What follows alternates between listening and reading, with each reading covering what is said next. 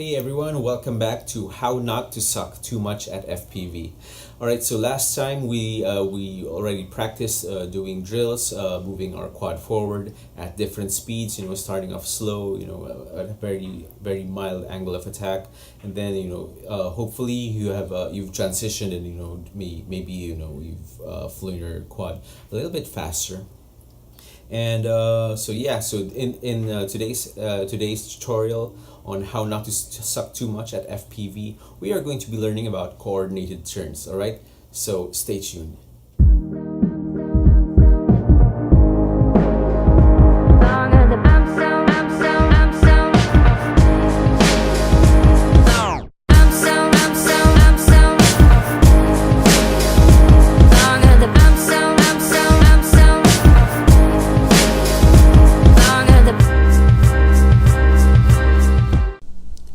If you have a copy of Liftoff, they have a great tutorial on turns split into two lessons, basic turns and advanced turns. Liftoff is a great simulator, and if you don't have a copy, get it on Steam. It's just 500 pesos.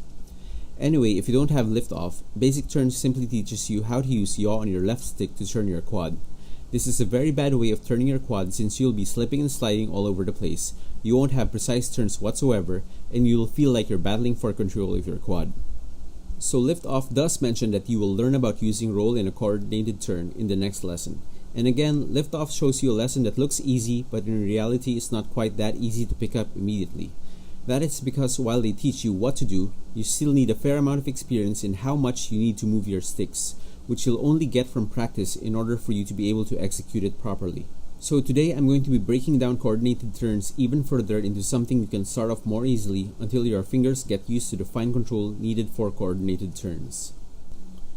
First, let's take another look at our quad, or in particular, how our FPV camera is relative to the rest of our quad.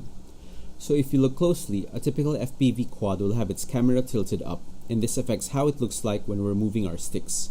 So if, for example, we're moving forward, when you roll your quad all the way to 180 degrees, your camera will be pointing down. When you yaw your quad 180 degrees, you won't be facing the back, but you'd be facing up.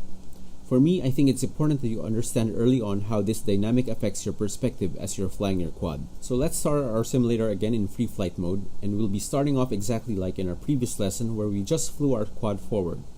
If you haven't watched the other episodes in this series, stop this video and click the link to the whole playlist because these lessons build on top of each other. Set your mode to acro with the A key. I'm not going to teach you about self-level mode anymore because beyond the last lesson, it's just going to slow you down, and you can practice coordinated turns in self-level with a toy quad or DJI quad anyway.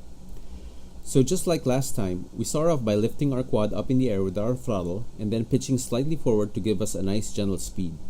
But this time, as we approach the edge of the field, we're going to roll to the left about 45 degrees using our right stick, and then quickly following it up with just enough yaw so that we turn our quad 90 degrees to the left, and then doing slight corrections with your roll to make sure you are perfectly level. You might have noticed that as we were putting in some yaw, our quad started to level out. Let's bring out our quad again so I can show you what's happening. So as we're moving forward and we go into our 45 degree roll, watch when we yaw our quad. The camera then becomes level with the horizon. Try it yourself on your own quad. So keep doing this drill for a couple of turns around this field, and when you're comfortable doing left-handed turns, practice doing right-handed turns. Once you get the hang of it, you can start trying this out in real life in a large open field. And once you get more experience and your fingers start getting a feel of how much roll and yaw to put in, then you'll start doing the roll and yaw together instead of as separate steps. And then maybe you can go back to Liftoff and try their advanced turns tutorial if you want.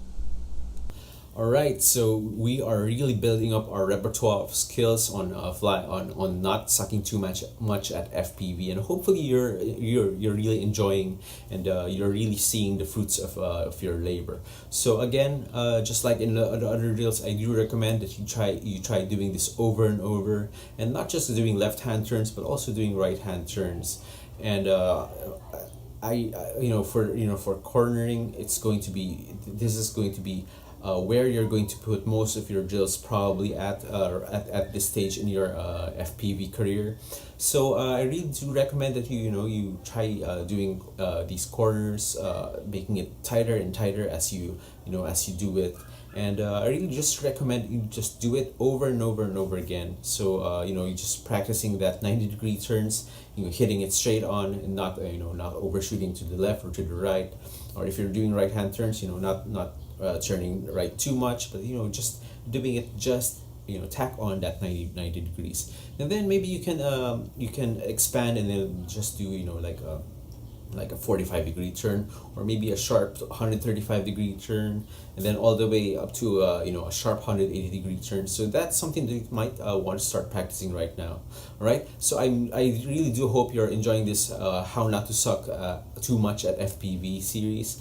And anyway, until the next drill that I come up with, keep building and keep flying.